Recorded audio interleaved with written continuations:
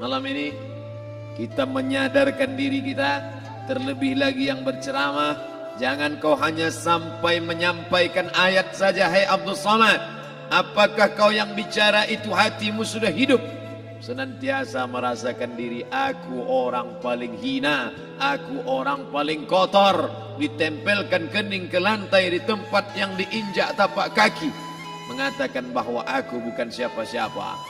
Ketika engkau merasa dirimu tinggi di atas, kau bukan apa-apa, karena yang paling tinggi di badanmu pun kau tempelkan. Tapi saat kau jatuh, rendah, down, stres, kau jangan merasa rendah, karena kau tegak berdiri di hadapan Allah. Kau angkat dua tangan, Allahu Akbar.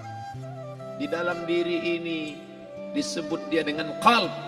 Kenapa disebut qalb? Orang Arab menyebut qalb qallaba, karena sifatnya berbolak-balik.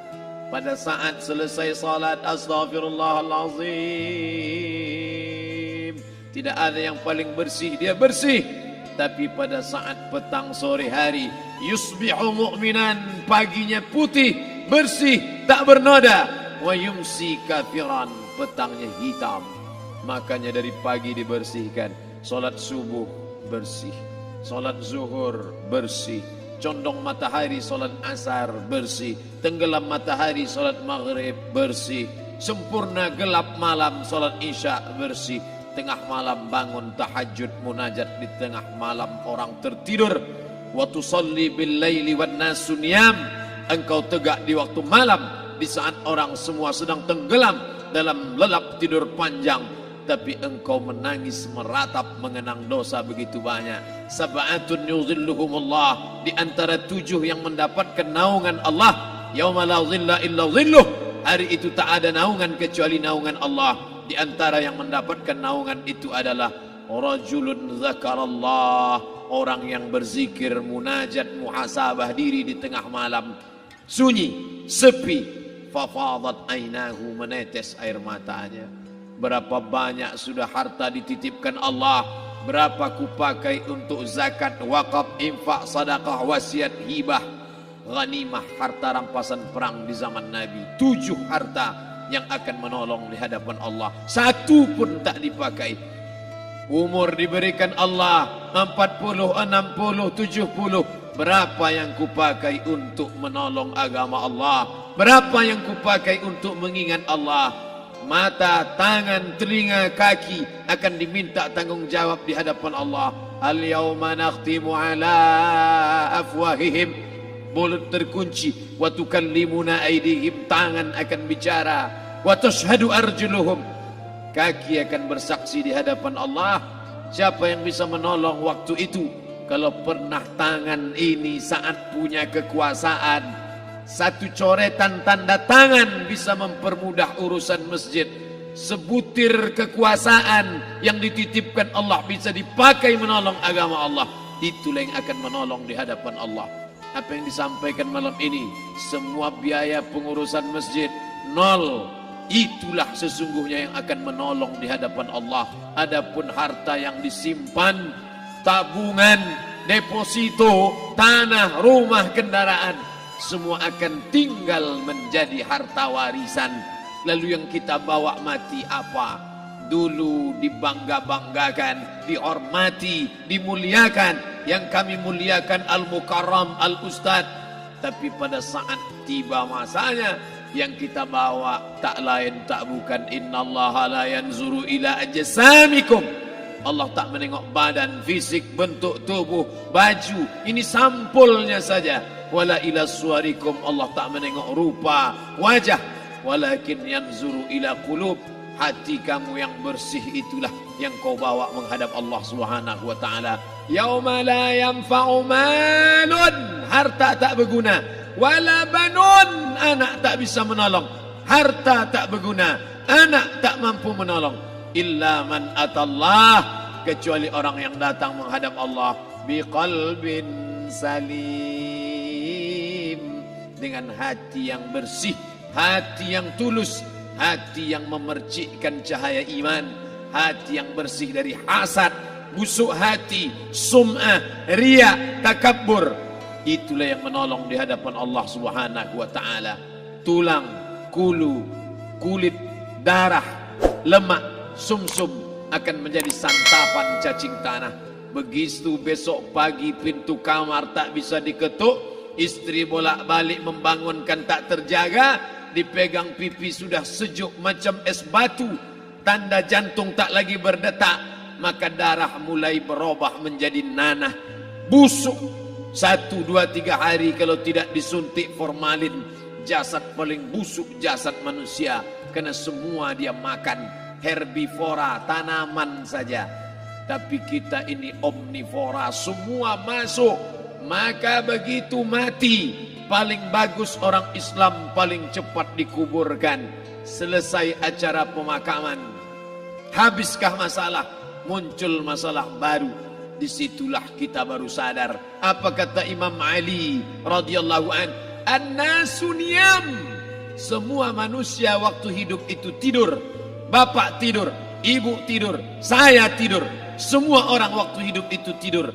Falamma matu, ketika dia mati, disitulah dia baru terjaga dari tidur panjang. Saat Israel mencabut nyawa, ditarikkannya adalah satu centapan yang kuat. Disitulah kita baru terjaga dari tidur panjang. Betapa aku meninggalkan salat, betapa aku tak berzakat, betapa dulu kekuasaan. Aku lulus umur 30, pensiun 58, 28 tahun apapun tak pernah kubuat untuk agama. Sibuk membesarkan anak, sibuk mengurus warisan. Anak pun tak ingat dengan kita, karena kita lupa menanamkan pendidikan agama di dalam otak kepalanya. Andai dulu pernah dia dibawa ke masjid, andai dulu pernah dia dibawa umrah, andai dulu dia dimasukkan SD IT, SMP IT, SMA IT, Islamic Boarding School, dibawa ke masjid, takkan dia lupa mendoakan selesai sholat, Rabbighfirli wali walidayya warhamhuma kama rabbayani saghira. Harta yang banyak tak sempat menolong agama Allah. Anak tunggal semata wayang tak sempat dididik agama. Istri meninggalkan dalam keadaan stres susah hatinya karena dia tak diajarkan sabar menerima ridha ketetapan takdir Allah. Dan paling celaka, tak pernah anggota tubuh ini dipakai untuk berzikir, muhasabah, mengingat Allah. Tak pernah mata dipakai menengok Quran, kitab suci Allah. Tak pernah dipakai hati merenung sejenak, apa yang akan kubawa mati menghadap Allah Subhanahu wa taala. Malam ini saya tak minta diajak ceramah tentang hukum zakat, hukum puasa. Yang ditanya adalah bagaimana kita merenung sejenak. Abdul Somad, engkau berhadapan dengan para pegawai Badan Pertanahan Nasional Provinsi Riau, berkumpul 12 kabupaten kota. Ini orang-orang ngurus tanah, dari dalam tanah naik ke atas tanah, ngurus tanah, ngurus tanah, ngurus tanah, masuk ke dalam tanah. Abdul Somad dari dalam tanah naik ke atas tanah, ceramah, ceramah, ceramah, ceramah, ceramah, masuk balik ke dalam tanah. Yang kau bawa apa? Baju koko tinggal, peci tinggal, pakaian kehormatan tinggal. Yang tentara belum pernah saya diundang. Ustadz besok datang takziah, bapak anu tentara meninggal, tahu-tahu kain kafannya loreng. Tak ada. Yang kau bawa kain tidak berjahit, disobek, kerak. Itu yang akan menyampul kulitmu, yang selama ini kau dimandikan, dibersihkan oleh ibumu dulu 60 tahun yang lalu. Sampai masanya kau lupa kapan kau dimandikan dulu. Sekarang ruh melihat, disebut dia ruh karena dia raha ya ruhu ruh, seperti aroma semerbak yang datang pergi hinggap. Ruh sampai masanya dia datang masuk ke dalam jasad. Ruh sampai masanya dia pergi meninggalkan jasad. Malam ini dimuliakan Al-Mukarram Haji Abdul Somad LCMA. Kenapa Abdul Somad ini dimuliakan? Karena ruh hinggap sejenak sebentar, sampai masanya besok pagi dia ruh keluar dari dalam tubuh ini. Anak yang katanya ayahku sayang, istri katanya kaulah abang, Sampai masanya mereka tak lagi mau mendekat. Rumah itu saya yang buat, saya yang mengukurnya. Tapi begitu ruh sudah keluar dari badan, tidak satu pun semeter, sesenti, sejengkal, sehasta ada tempat di rumah itu untuk jenazah bernama jenazah Abdul Somad. Dulu orang bertanya, rumah Ustadz Somad di mana? Hari ini orang tidak lagi bertanya, tak lagi menyebut nama. Orang sudah mengatakan kuburnya mana. Dulu kalau dia masuk masjid, didatangi orang, disalami orang, mahasiswa, anak-anak, remaja mencium tangannya sebagai tanda hormat. Tapi begitu diletakkan keranda, kita akan sholat jenazah nanti selepas sholat zuhur. Apa kata orang? Letakkan di tepi sana, letakkan di tepi sana. Tak satu pun mau mendekat, letakkan dia di sana. Bahkan sebagian mengatakan jangan dalam masjid, letakkan dia di luar. Dia tidak disebut engkau yang mulia, tidak digunakan kata ganti orang langsung. Letakkan dia di sana. Bahkan sebagian tak lagi, padahal tempat paling mulia sebelah kanan, orang tak lagi mau di kanan, mulai dia menjauh ke kiri. Kenapa kau ke sana? Takut aku mimpi hantu nanti malam. Mana kawan, sahabat, andai tolan, anak menantu, teman sekantor, semuanya pergi meninggalkan. Yang tetap dibawa, kalau pernah kaki melangkah sholat berjamaah di masjid, kalau pernah tangan mengusap kepala anak yatim, kalau pernah tangan mengucap subhanallah. Nanti di akhir tausiah kita akan berzikir, munajat, muhasabah diri, berdoa, mengenang apa yang akan kita bawa menghadap Allah Subhanahu wa taala. Datang malaikat membawa kain kafan dari cahaya, akan menyambut ruh yang mulia. Hadis riwayat Ahmad bin Ambal dalam kitab Al-Musnad, turun malaikat berlomba-lomba membawa kain putih dari cahaya, menunggu ruh akan keluar. Ruh menetes seperti embun di ujung daun. Daun tidak bergoyang, ranting tidak patah. Ruh menetes pelan turun ke dalam kain kafan, dibawa malaikat ke pintu langit. Tak sabar mereka menyambut. Inikah dia yang selama ini berjamaah? Inikah yang dulu ketika dititipkan kekuasaan menolong agama Allah? Kam min masyhurin fil ardi walam yakun ma'rufan fis sama. Berapa banyak yang masyhur terkenal di bumi, malaikat tak mengenal dia. Ini roh siapa? Tapi ini bukan LCMA, dia bukan ustadz, dia bukan ulama, tapi imannya dalam, kekuasaan dipakai menolong agama Allah. Ruhnya keluar di bawah, semua malaikat mengucapkan salam. Inilah orang yang selama ini kami tunggu-tunggu, catatannya sudah lama. Setiap pagi petang malaikat subuh membawa catatan namanya, malaikat malam membawa catatan namanya. Kami merindukannya. Begitu orang-orang yang masyhur di langit tapi tak dikenal makhluk bumi. Tapi ada sebaliknya, yang rohnya disentapkan, ditarik malaikat dengan begitu tarikan yang sangat kuat. Nabi bertanya saat Isra Mi'raj kepada mereka yang sudah mati ribuan tahun yang lalu, apa yang kalian rasakan?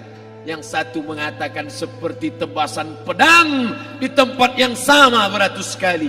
Yang satu mengatakan seperti kambing yang dikuliti hidup-hidup. Yang satu mengatakan seperti mata kail pancing ditarik dari kulit yang basah. Maka kita berdoa setiap selesai salat, Allahumma hawwin alaina, ringankan kami ya Allah, fi sakaratil maut, di saat sakaratul maut yang amat sangat menyakitkan itu. Dan mereka yang pergi tak pernah kembali, mereka yang mati tak pernah bercerita, kecuali hanya kepada Sayyidina wa Maulana Muhammad sallallahu alaihi wasallam. Di saat malam pertama di tempat yang gelap, di tempat yang tak pernah diimpikan oleh orang, tapi kita tetap melewati dan merasakannya. Perlahan-lahan cacing tanah, ular-ulat kalajengking akan menggerogoti kulit yang selama ini dimandikan, selama ini dipakaikan sampo yang mahal, selama ini dioleskan pelembab yang lembut. Tapi ternyata sebelum roh keluar jasad, setelah keluar dia hanya akan menjadi santapan cacing tanah, hancur berkeping hari demi hari. Yang pertama kali membusuk adalah mata, karena dia berisi cairan. Cairan ini mengering, busuk dan berlubang. Lalu kemudian usus sebulan di dalam tanah, mulai dia menggelembung masuk angin dan dia meletus pecah. Cacing-cacing tanah mulai datang menggerogoti, memakan. Habis lemak, tulang, kulit, bulu, sumsum, darah, jantung, empedu, limpa, buah pinggang. Habis semuanya, tinggal tulang-tulang yang memutih, dimakan oleh tanah, ditelan oleh massa, sampai akhirnya Asi bin Wa'il membawa tulang yang kering itu kepada Nabi Muhammad, baginda Sayyidina wa Maulana Muhammad. Ya Muhammad, ayyuhi rabbuka hadzal izam, sanggupkah Tuhanmu menghidupkan tulang yang kering ini? Nabi diam tak menjawab, sampai akhirnya datang Jibril alaihi salam membawakan wahyu. Qul, katakan kepada dia. Ayat ini dibaca malam Jumat. Bapak Ibu semua hafal, kita baca. Qul yuhyiha allazi ansha'aha awwala marrah wa huwa bikulli khalqin alim.